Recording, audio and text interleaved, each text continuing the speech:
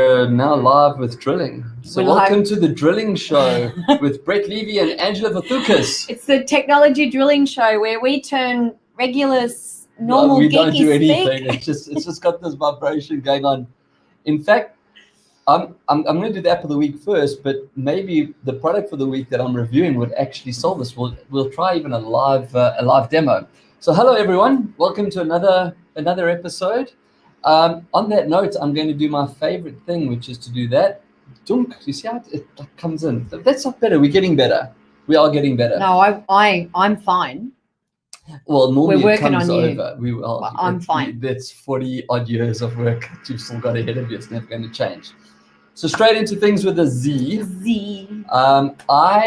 the app of Hello the week, everybody, by the way. Oh, hello everybody. We always forget to acknowledge people and say hello. And hello everybody. It's not just about us, it's about you. Someone's already said hello. Sean. Hi Sean. Oh, There we go. that's We can so see sweet. Sean. We have real people. I don't make this up. Sean's popped up on the screen. Look at that. Are you pressing buttons? I'm pressing buttons from Sydney Hills Northwest. Oh, Smileys. Sydney. Look, I can show the claps and the smileys. I love playing with technology.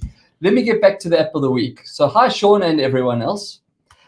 I thought given that we'd ended our 55 days in New South Wales of no COVID. One case or two cases does not a pandemic make. 100%. But what I trying to get to and why I'm making it the app of the week again is the COVID tracking app done by New South Wales government. Yes. It's because of this that we've enjoyed 55 days, and it's because of this, and well done to the team that run and the trackers, like the silent little ninjas in the background that they've got on top of it straight away. Who ring you up and say, but where were you at 12:15 precisely? So they've actually upgraded the app since it first started. So I thought maybe also another reason just to refresh it. Most people living in New South Wales have the services app. It's an important app. Yes. And if you don't have it, you should get it because you can even put your driver's license in there as well. I keep forgetting to check out. Well, that was actually what I wanted to bring up. That's a new feature. And it's not on you. It checks out on its own when you're 1 hour timeout. Yeah. So what Angela is talking about is so if you look at the new app I've got up on the screen, at the bottom left is the COVID check-in. So they've thought about it. It's front and center. It's very easy. You walk into any establishment, you see a QR code, just use your camera. It will automatically bring up a link. It opens up. Open that, and there it is. Go check in. You only ever have to put in your information once. Well, this is the nice thing. There's two major updates that I really love since we mentioned the app months ago. I did a year ago. One, your information is already there, and you can add dependents. So if you're a mom with a child or a dad with a child, or even what I've done, I have my wife listed as a dependent. So if we go to supper together, only one of you has to check in. Correct, which is great. So keep it fast. I do that too. And the second thing that you said was checking out. So now you can check out. Now, people forget to do it. It's not critical, okay? But if you do it, you're not going to get one of those phone calls to say, by the way, you were at Westfield at Saturday, whatever it was. If you checked out, you'd be left out. But more importantly, and this is actually the big reason, not the inconvenience of the phone call, it removes so many people that our trackers have to actually look at by checking out. So as good as we are checking in, and well done, New South Wales, we really are good. I completely forget. I mean to check out. Yep. I even leave it up on my screen. I think I've left it up on my screen when I do the check-in. But, phone calls, emails, things take over. The screen changes. No, they do. I walk out. The check-in is the most important It is the most important. However, and I would say that one thing I understand about the app. Are we screaming because of the drilling? No, and I might appreciate the functionality is that it does always ask you, how do you find the experience? Yep. And at some stage, I'm like, there's nothing new about this experience. It's just a button. But anyway, I accept that they need to gather the data.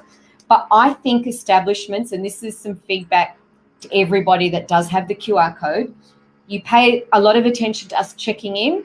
You should pay attention to us checking out. So I think it should be part of your process. Come in, sanitize, check in, go do your thing, walk out. I think you should sanitize as you walk out. It's just routine, right?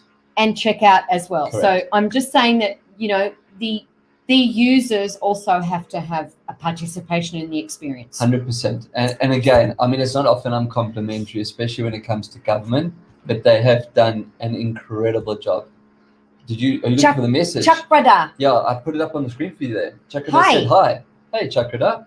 So Let's put my glasses. that's where I'm going to leave that for the week. Okay. It's not about the UI. We're just giving a shout out. Yeah, and I think, you know what? Often people don't get compliments when they deserve it. We're very quick to give the brunt of it. We really have enjoyed an incredible run, all things considered. And I have to attribute a lot of that to And the success 2 cases in 1 hotel do not a pandemic make. No, and this is a message to all the premiers around the rest of the country. Please don't start your border closing crap now. Well, because we've had 2 in the same hotel. That argument won't hold up if you consider WA. So okay, for the normal people on the Eastern Starboard, please don't go. We're not about WA. Eastern Seaboard. Anything from Alice Springs inwards, please keep it.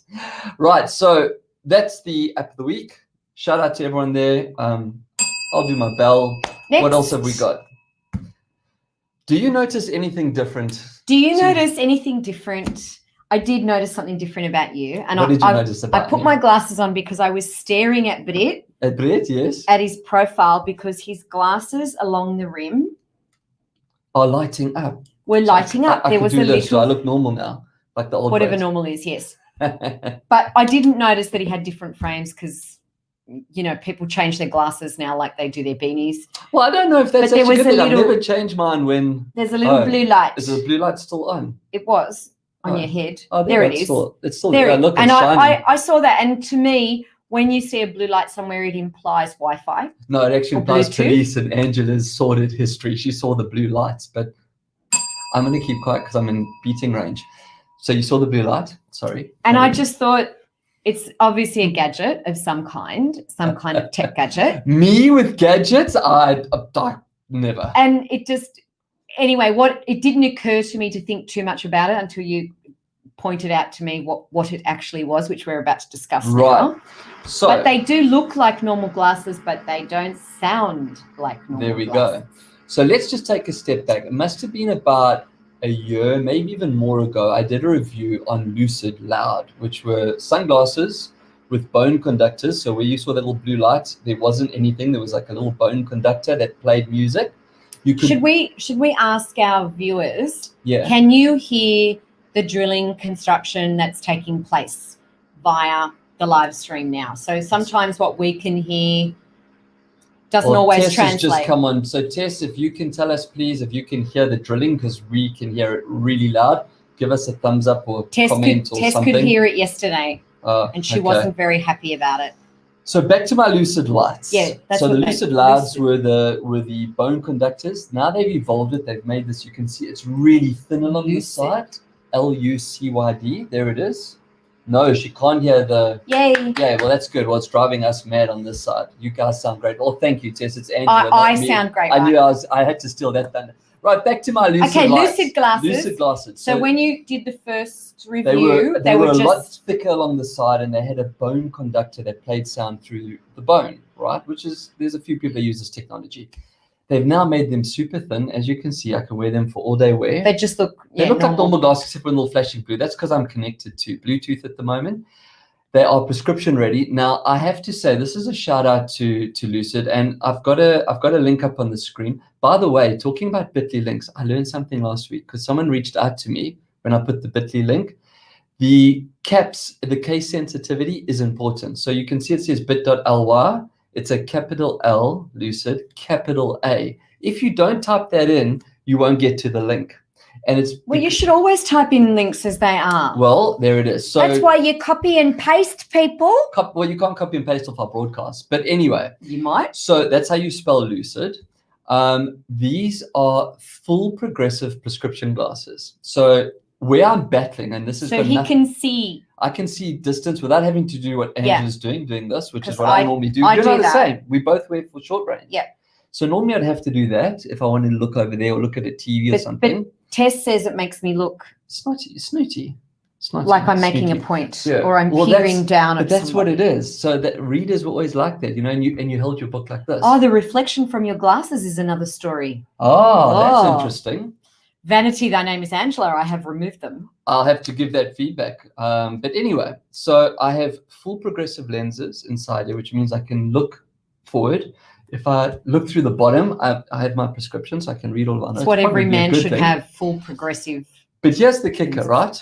Yeah, the sound. 100 and well, we haven't got to that. How much? No, actually, no, you're right. Let's talk about the sound. Let's see if it actually works. If I push play, so there are built-in speakers, so I can make phone calls. There's speakers in the arms of the glasses. I think they're called arms. They are. I'm going to actually It's hold very up to the loud. camera. You can see there's a hole in the back part. It's I hope very, I haven't got my glasses on. It's very loud. And you can hear the music playing. You can hear them. They sound like mini speakers in the glasses. You know when you walk past like a room and it sounds like there's music going in the background? And like I wondered, past, right? I asked Bret, what must it be like walking down the street? And you've got, because if you're having a personal conversation, like, dude, what if you're having a fight with someone on the phone? Well, you'd hear me screaming. Like if I'm yelling at someone. I had one of those on the way here. But they would hear the other side of the conversation.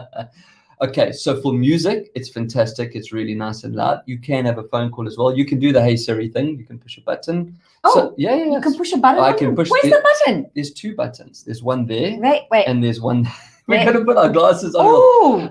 Harrison, we need to send Angela some glasses, please. Oh. You see there, these are buttons.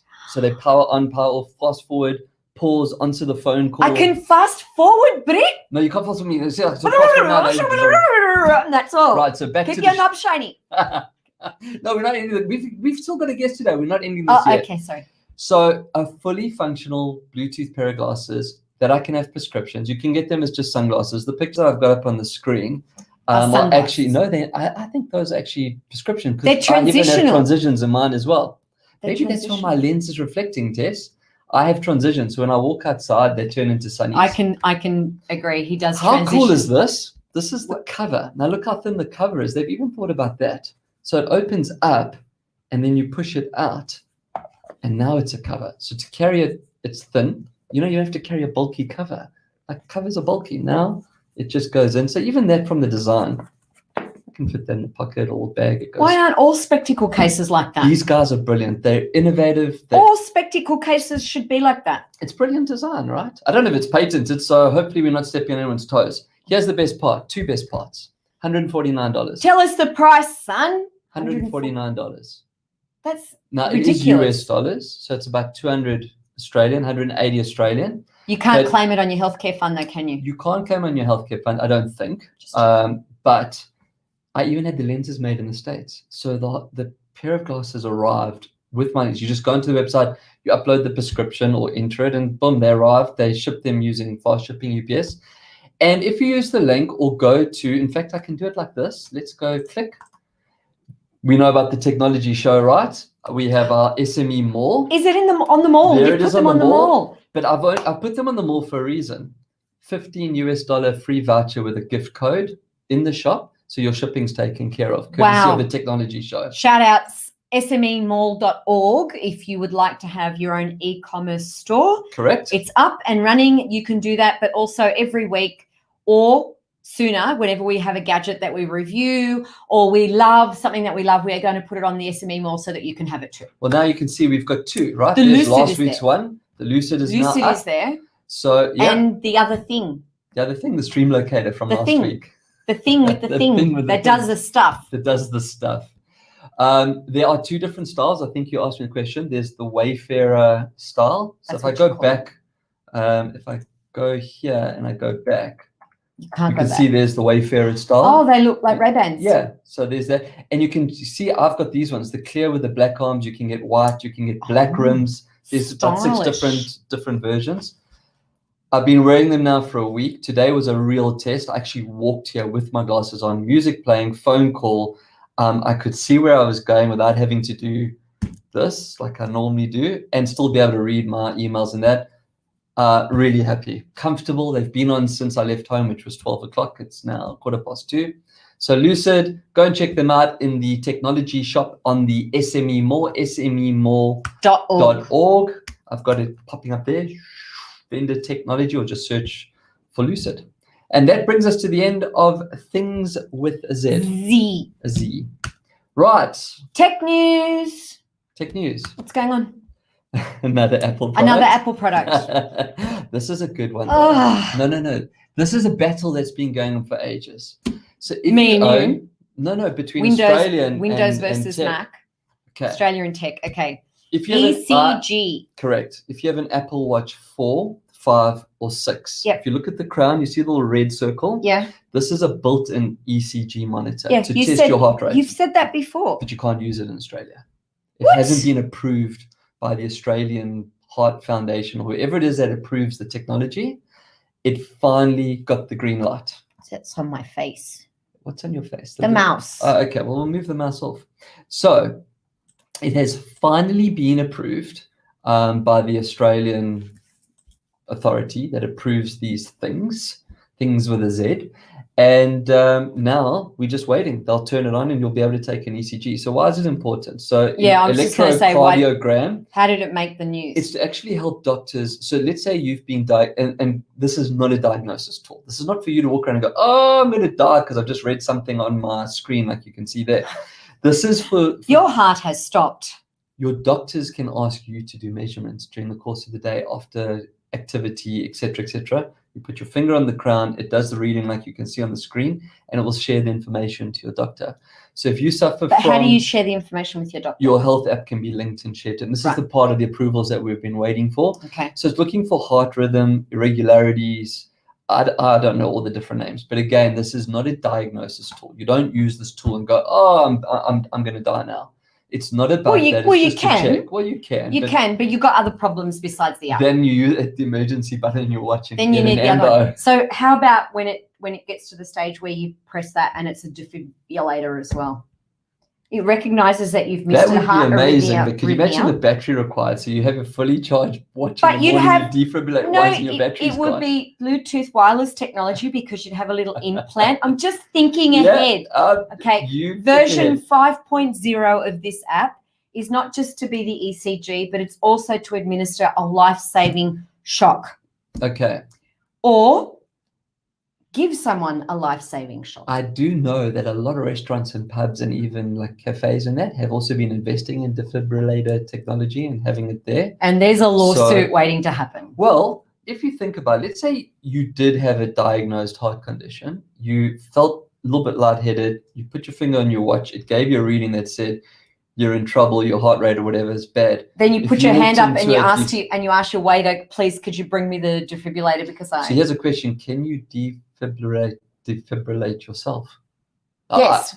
So then they bring you the machine and you use it. You're going to die anyway, so you might as well take a shot. It's very painful though. Oh.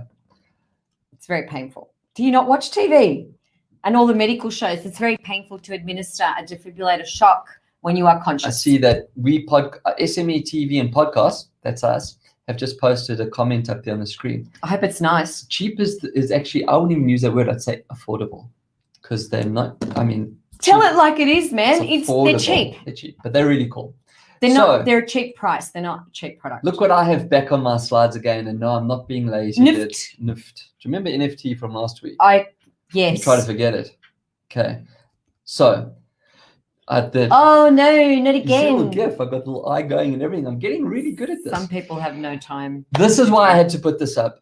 When we were still doing the recording, I think back in Vivo Cafe, we talked about Sophia, the human droid that was in Dubai, that is a citizen of Dubai. Do you remember that show? I mean, you weren't part of all of our shows, but just for the listeners, the lady that you see, and I have to use the word lady because she has a passport and identity. Guest is in the studio. I can see. We'll just let you know we can see you there. We're going to be bringing you into the studio soon.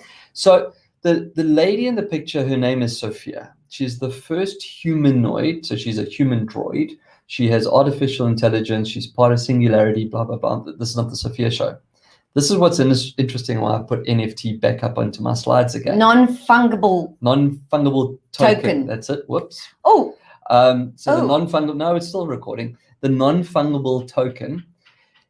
She is now creating her own artwork with an artist. I have his name here, Andrea Bonaceto. I don't know how good his art is or isn't. But here's the scary thing, right? We were talking about it last week. A collection from BP or some unknown artist went for $69 million. Oh, yes. Okay, this NFT rubbish. Jack Dorsey's now, I think, close to the 3 mark. He was at 2.5 last week. So Sophia, though, is really interesting because for all intents and purposes, she's not human. Okay, she's not a human. She's a humanoid. but she's going to be creating art. She's going to be generating the NFT herself and adding it into the blockchain. This is really, the comments come up, affordable then with an exclamation. I'm going to get a snooty email from our producer. Don't correct me on my post. So, yeah, this to me is interesting because we're creating art using a machine and putting it into the Who internet. owns Sophia? That's a very good question. I know that the person that runs and takes around is Dr.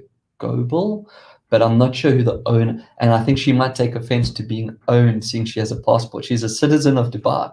She has a citizenship in Dubai, but someone has to obviously keep her charged, I assume. So many places I could go with that. Well, many. You said who takes her around. I mean, she doesn't. Well, cars take me around. She's not in isolation. No, she's not. She's she a is only humanoid. she is only from like the waist up. Oh, no legs. No legs. And this is going to sound really sexist, but you kind of need to stare at her breasts because that's where her cameras are. Not her eyes have got cameras, but her interpreting cameras come through. And this isn't. It's all weird. And this isn't a sexist remark, but boy, is that not designed from a man. Well, it's actually the whole machine. I can't talk to you anymore about this. I didn't design Sophia. I can't. Okay. Moving if she's got boob camera. She's got boob cameras. Now, but they're also microphones and all kinds of stuff and in there. it's just so much worse now. Well, okay. I'm moving. So NFT back in the news. I would be interested to see what I would want to make Sophia's a NFT male goes humanoid, and his name can be I don't care, and only from the waist down. And guess where we're putting that camera? Finally a use for it, right? I'm going to stay. Okay, seeing we're at the anger mode. Dual purpose. I'm going to stay with our favorite punch bag. Pete crooked and have a camera at the same time. Or it could be crooked without a camera. We're back on Facebook. Yeah, we love Facebook. No, we don't. Look at their new logo. You have to pay to play. What do you think of their new that? logo? I think that's like an emergency ambulance first aid It's kit. not really their new logo. I put it there because listen to this for a brilliant story. Facebook aims to help get more people vaccinated. Now, when I stopped laughing after reading that one, okay. Hey, Zuckerberg, do you really think I'm going to give you even more information about me now, the fact that I've had a jab or need another jab? So are we going to put like... No, they're going to start having apps now. No, like Twitter, where you get a blue thing tick to say that you're the person, the real person. No, they say that they're going to help share information Bull as to poopy. where you can go and get the jab. Bull poopy. Updated You're time now going to slots. put on your profile picture whether you've been vaxo cured. Yeah, quite honestly, Mr. Zuckerberg, sir. Zuck you. Actually, yeah, zuck you. So, moving And swiftly could you please fix up the issues that I have with my account, which we have tried for 3 months now to fix? Please. Really? Just FYI. 3 months. Yeah. Yeah, leave the vaccination. Don't worry about vaccinations. Yeah. Leave the news to the news people. In fact, just leave us alone. Yeah. And let's move swiftly along. But I'd like my ads to just... Could you fix the algorithm? Did you see this little news story? In India? I have a Bitcoin. Is that a Bitcoin? Yeah. Yeah, it is. I have a Bitcoin and I have an Indian flag. Is that an NFT? Is the flag an NFT? Well, it's basically an FU. Ooh. They are this close to having the law passed through Parliament to ban sale, holding, trading, owning anything that you want Bitcoin in crypto as a whole. Who upset whom? Somebody I don't upset know. whom. I find it's a really big move. You've It's got a to realize huge it's And over a billion people. But there, I don't right? know how they could police that. Well, it's the same, I suppose, as how China. Well, that's the thing. It'll become a criminal offense, so it will be policed. But you don't trade it in a country. You trade it online. This is a great conversation, Angel, and I don't know the answers to it. But the point is that with over 1 billion people, first of all, the price and valuation of cryptos is going to take a nosedive. The same as like when Elon talks about it's overvalued. But when you lose the potential to transact with 1.2 billion people, somewhere there, and more importantly, as the move into crypto, when people are trying to transact internationally, because crypto there has to be an end game. I'm a big fan of conspiracy theories these days. I don't know who pissed off who lost who. That has to happen for a reason. I know what it is. It's because of those ATO scam calls that I get when the guy with an Indian accent phones and tells me I'm getting an arrest warrant for me. I've got to pay him in Bitcoin. I have no doubt there's an arrest warrant out on you. No. I just doubt they would deliver it to you via the phone. We're doing a timeout. How many points have you lost on your license? In At what any time? given one period. And in what time frame? In a year. Which year? Any year. Choose a year. The maximum I have ever lost. Maximum you've ever lost. Is 4. 4. I've been here for 4 years and I've never lost a point. So what? There's no arrest warrants or anything. I've been driving. Bret one. You think? I've been driving for as long as you. You think they issue arrest warrants for driving points? I don't know. Try your online activity, dude. I don't know. So at the end of that wonderful Bitcoin, Nick is in the green room. So we are going to move to our guest. Let's bring him into the studio and let's get rid of that because everyone's seen it and make him full screen. Hey guys, how are we doing? Hola. Can you hear me okay? Which means he's been enjoying the banter or the moaning or something. Nick, where are you? There. I am amazing. Can you hear me okay? We hear you perfect, Nick. Okay. I'm actually at UNSW right now because I'm just about to, after this, doing a guest lecture series at the Built Environment School on what we're working on. So I love the built environment. So it's one of my favorite. You're actually geographically quite close to us, but in tech terms, far. We could have got you live. We're in. Where are you? We're in the city. We are in the CBD, Sussex. Oh yeah, I was meant to be there today, but couldn't make it. So all good. That's all right. We love having you on the screen anyway. Hey, look, I used to enjoy going and having coffees out at Vivo's, so it was disappointing to not see it there anymore, Angela. And take my hat off what you've been doing over the years with Eagle and the SME party. So, Thank you. I love the comment that just come through before we carry on with why we have you on, Nick. Is it an inclusive male humanoid diversity and or inclusivity? That could go down in a whole different show altogether. So I'm going to quickly turn that one off, but I do like the thinking. I just want to have a shout out to, and I hope I'm saying his name right, Pere. Pere. I would also say Pere. P. Yeah, just go Pere. Nick, you and I met in a coffee shop. This is how these wonderful worlds. Well, actually a juice bar to be exact.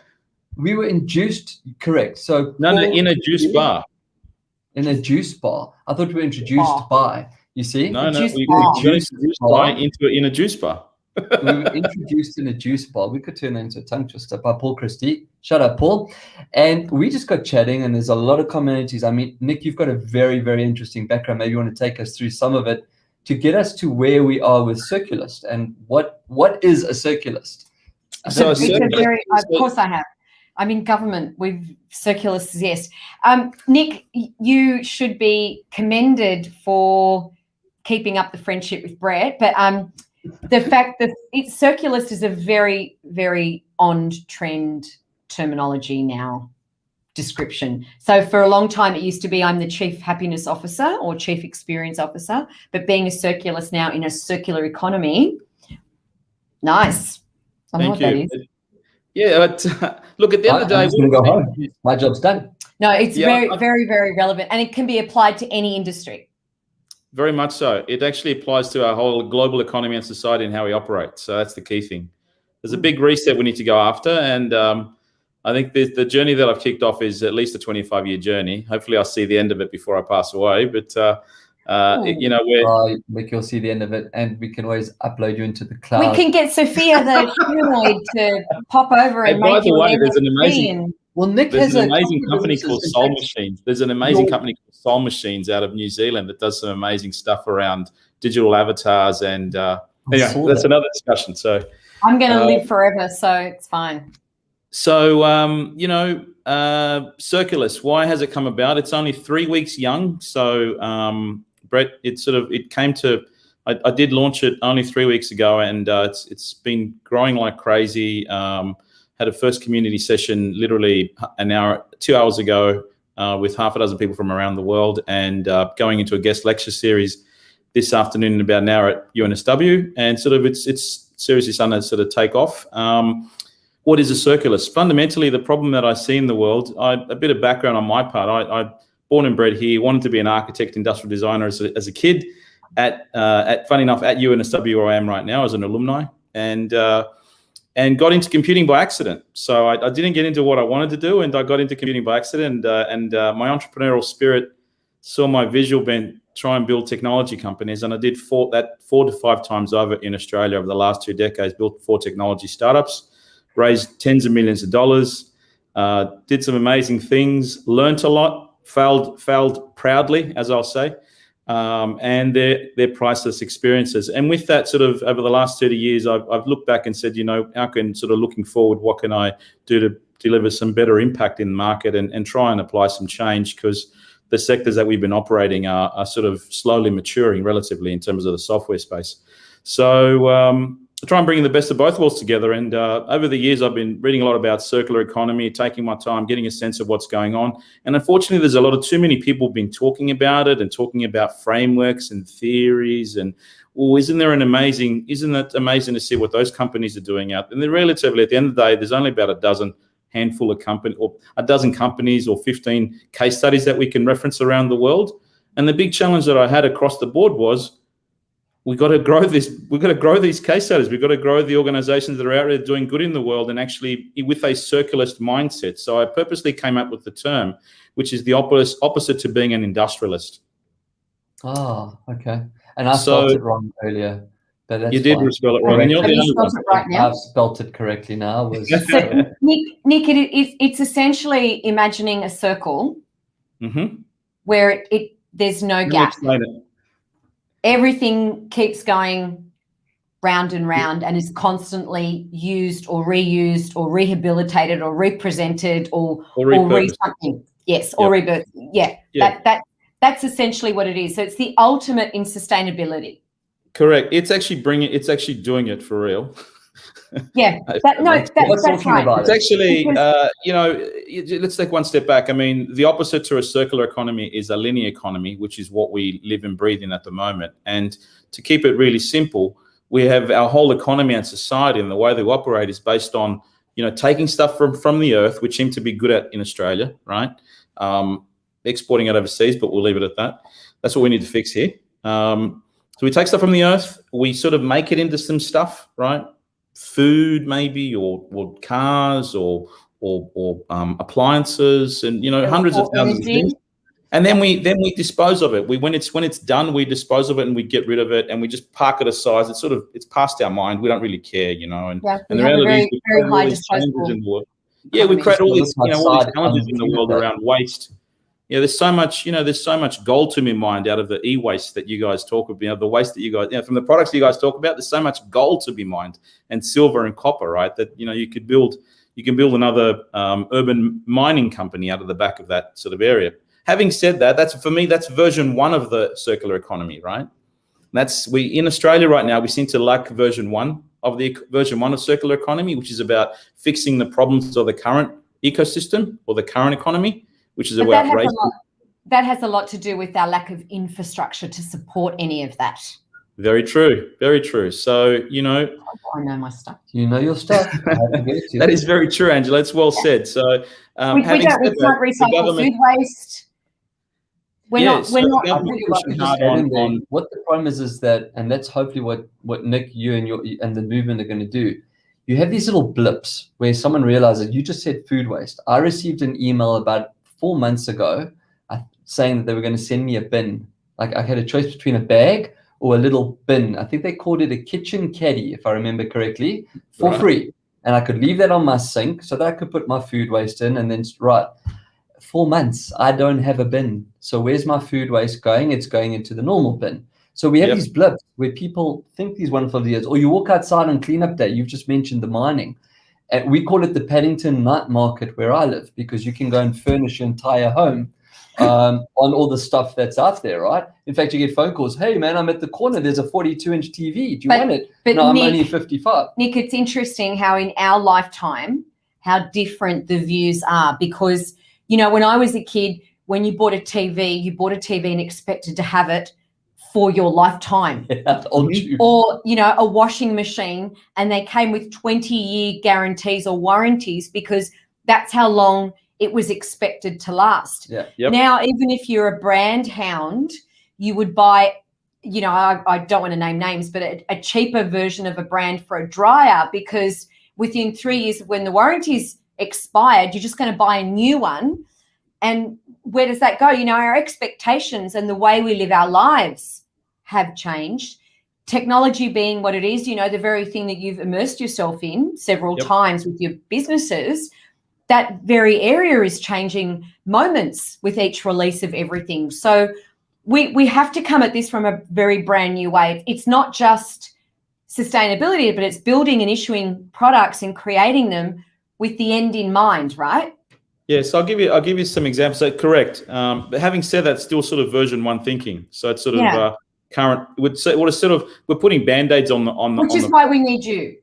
Yeah, that's why we need more of me. So just to be clear, we need, you know, we're building an army of people that are going to become the new business leaders of tomorrow to try and eliminate, you know, the notion of we need to fundamentally even think about eliminating even our thinking around recycling and disposability and so forth. You look at appliances, you look at everything out there, there's no reason why we can't move towards a product as a service operating model where the onus is on the provider of that product, you know, branded product, to be responsible for that product, because it's their asset. It's not you as a consumer. You're just ultimately, you know what the biggest issue we have in the world right now is the cancer that I call it the consumption cancer, right? Yep. Consumption of stuff is the cancer, right? And that is impacting our world. And we need to basically move from consumption to usage, right? If we go to usage as a model, we change the whole business model, right? And we've got examples. I'll give you. I'm not just talking. Sorry, my wife's SMSing me. I'm not talking. Except for wives. Except for when you figure that one out, let me know.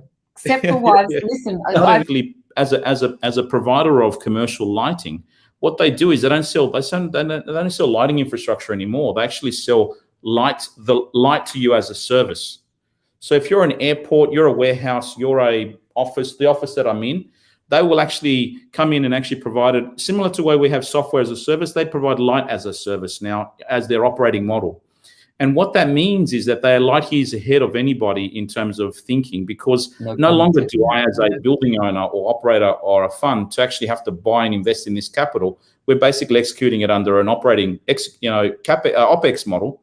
And we don't own the asset, so it's in the onus of Signify to make sure when they're designing the product that it's modular, it's reusable, and they can actually make sure that it's as energy efficient as possible over time, because the onus is on them, not the buyer, right? So it's a very complete change in mindset. Does that mean you'll be having a word to phone companies and the way they create plugs, you know, to charge things, and when they change the design on those and they're not a universal plug and one size doesn't fit all because they want to get it from the same factory because they can clip the ticket if they did, you know, that's the commercial part of the economy that really is a huge monster on such a large global level. It's not the small players, it's those big players that impact in.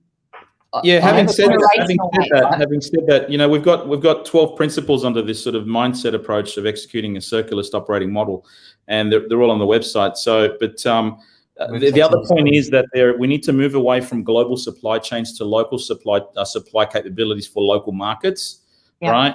And with that in mind, that's how we build resilience in markets now. You know, we need to move away from centralized global supply chains to decentralized local activation.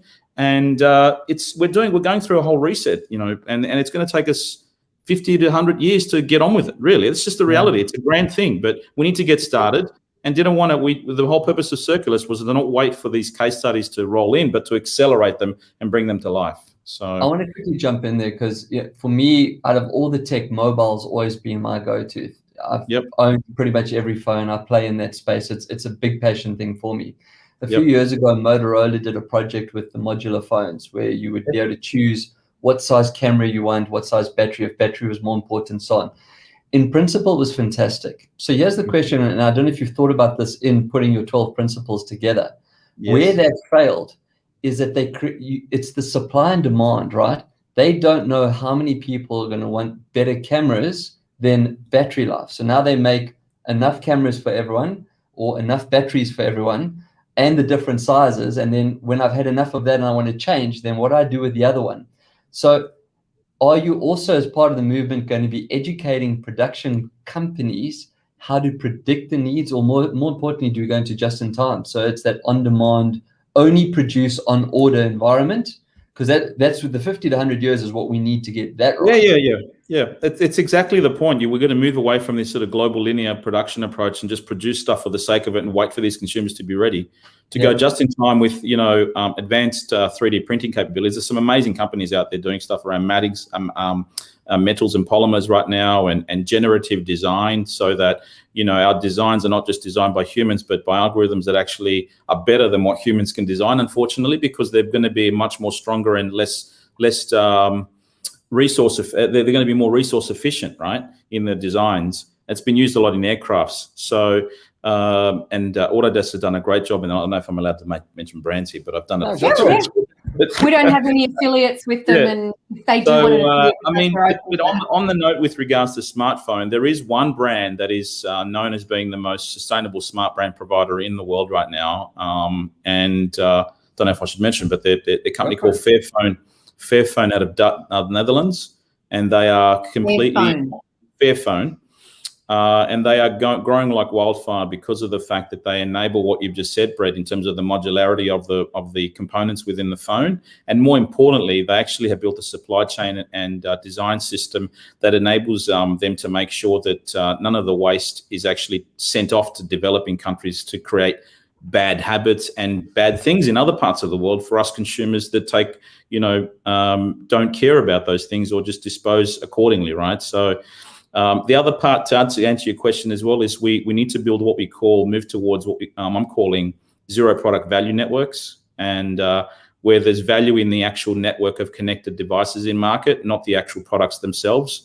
So, there's some fundamental mindset changes that need to happen, and ultimately wanting to build up a community of global leaders that execute under this model, and that's only phase one. So, you know why we need 50 to 100 years? We've got to get rid of these damn millennials. They want everything now, and they wouldn't wait one day to get that phone that they wanted. They do like the idea of the customization and the uniqueness, but they want the same as everyone else. I mean, they're the most oxymoron people I know. I think it's going to be very much about educating and enlightening people as to the realities of what we're not allowed to use with. The word enlightenment. I had to do the French Revolution homework, and it was the Enlightenment. And if I hear the word enlightenment again, I'm going to go nuts. I'm calling it the new release. But this is the problem, Nick, is that not enough of us on a local, state and federal government level understand how all of this works in components. And then the general public or civilians don't understand necessarily what's at stake, because as a consumer, you just buy what's being offered. Yep. And surely, as you've said, with that service model, it should be whoever produces it, their responsibility, because someone has to assume responsibility here. It can't be the consumer all the time with, asking them to make the right decisions. Someone has to make the producers make the right decisions. And that's consumer, demand, what they call, in sort of management speak, demand side innovation needs to happen now with consumer behavior changes. And it's only going to happen when people actually see the value of it on a continuous basis. Correct. Happen. So there's no reason why all of our appliances at home, office and work, so to speak, can't be moved to this operating model. There's no reason why our places we live, work and play sort of operate under this operating model where we subscribe to life in that way, right? You go quite grand with this. I mean, our food system, right? I mean, it's so broken, right? Before it gets to our shelves at the supermarkets, there's already 40% of it gone to waste. How sad is that, right? Very sad when you consider how many people are hungry. I want to end off on a high note. On a high note. So I definitely don't want to talk about food wastage and things like that. I think, just aware of time at the moment. I also know you've got to go and do another presentation. Can you give us the summary quickly? So, I mean, I've had the website running on the bottom there. It's circulus.org. But, that elevator pitch is such, and why circularism is so important. Circularism. Yeah, circularism. So from my point of view, the first and foremost thing is we need to all become circulist. So circulist will become a verb, because we've got too many frameworks to just talk about and theories that we apply policies to. We need more doers out that are going to basically drive change in this world for the people and planet, right? Enough talking, and let's get on with it. From a circularist mindset, we have a mission. We have a mission to basically solve the climate crisis that exists right now, to try and bring 100,000 circularists together by 2030. Business leaders that'll pledge the commitment and support to reduce our global emissions right now. And we are piggybacking off that whole area, because ultimately, if we don't solve our systemic, economic, and societal issues the way that we operate, we're not going to be here in 100 years, right? It's as simple as that. Great way to. And Well, that's we're not going to be here, but our grandchildren are not going to be. I will. Me and Sophia. I'm in a soul farm in New Zealand somewhere as well, getting methane exposure. Nick, thank you. Thank you, Nick. I definitely can see a follow-up chat, and we'd love to hear the progress. Please be a friend of the show, mate. Congratulations. Give us updates as to what's happening. Guaranteed. And Love your work. We appreciate your time, and we'll do a little follow-up piece on the written content of circularist.org. There we Sounds go. Good. Okay, guys. Have a good one. Bye. Bye, everyone. Interesting, right? Nice. I mean, like in a juice bar. So as you do. You picked him up in a juice bar. I picked him. Yeah. Have you noticed if I go back to our share screen and I put the slide back up, have you noticed that it's one of the first times we've interviewed someone that actually looks like their picture? That's Nick's profile picture. It's not the first time. Keith looked like his profile Keith picture did as well. So I'm finding better guests that are being honest, not deep fakes like Sophia. Anyway, what else have we got? Have we got time for any Q&A? We've got time for Q&A, but before we do, I have a gift for you. A gift. In the sense of going circular. Do you remember we interviewed Gabby? I did remember. And he promised to send us a book. Yes, eventually. So I sent him a message the other said, day. "Where's I was my book, going through dude?" and I was like, I haven't received my book, because you did a post saying that you'd Hi, done 2,000 Kylie. books. So Hi, Shabana. there we go, Gabby. And to his word, he Is it did what he signed? said. He signed it to you. Oh, Angela. Well, you got to get it close to that camera up there. There we go. There we go. There we can see it. Angela. So I got one as well. So Gabby, thank you. Hope you enjoy our story. Keep breaking rules. You don't have to give her permission to do that. She does that all the time. I do not. Oh no, she doesn't. Only 4 demerit points. There's got pictures. In any 1 year. In any 1 year. At least I don't pick people up in a juice bar. Well, aren't you glad I did? Right, before we run up the end of the show, I've been picked up in a juice bar. we have got 2 questions. 2 questions. It's a nice looking book. It's a nice book. Oh, look, you can write things. Things with a Z. Look, you can write things. That's the important part of any book, though, right? Is to take from a book and actually make notes. So, given how we have the SME more, okay, what's the Q&A? Right, the Q&A is should I allow apps to track my location? Yes. So, well, if it's the COVID one, yes. So I was going to say, the question is, so you know what happens on a phone? I say no. Pops up. When I always say no. Okay, so an app will pop up. Yep. Saying, Google's been using your location for 3 days. Allow whatever. Allow while using the app or Okay. never. So you've just used a very good example. The COVID app is one of them. I allow certain apps to track my location, things like maps, because it will bring me updated traffic information. Yep. It also does prediction for me. So if I've got in my diary that I've got a meeting here and it knows where here is, here, it will send me a notification saying you should leave now because there's been a traffic smash and you're going to get rerouted and so on and so on. The other time that having an app follow you makes sense is for things like news, weather. So it depends on where you are. Yeah, okay, yeah. I understand that. But you do need to trust the app. Don't just let any app follow you. It needs to be a brand that you know that you actually put into your. Then there's a reason for that app to want to follow you, which, as Bret said, directions, news, weather, traffic, things like that, you understand. Correct. But not for, allow this app to access your photos. And what is it? It's like some, I don't know, app. It's like a medical app or something. Right. Okay. What's our next question? Which is the best monitor to get for a second screen? Ooh, I like that question. So we're using a second screen. We use 2 screens here. Okay. Sometimes we use more than 2. I think that true, actually. And we have your Surface and I have an iPad and we use our phones. So here's the question needs to be asked for the question. Are we talking about best being brand or are we talking about best being size? Now, I'm not. I don't think they're the right questions. Okay, so here we go. Take brand off the table because brand is brand, right? I mean, we've just had a discussion with Nick about how we shouldn't be so focused on the product as opposed to what it can do. For me, size is the most important thing, and orientation. So most people have their, like we do, have their monitors in landscape mode. So if you work in a lot of spreadsheets or you're working on a Word document and you're researching at the same time. But for a long time, Bret, I didn't know that screens came in different sizes. And I don't mean smaller and bigger. I mean actual different shape sizes. So you can turn most modern day monitors, and this is how I would buy a monitor. If you look at the back, it mustn't just have an up and down swivel arm. It needs to have a rotating arm. See, so because, you can turn it to portrait. Because you don't know what you don't know, and you don't know what you might need. But size, people have a second screen for a reason. Yeah. And you need to be very definite about why you're getting a second screen.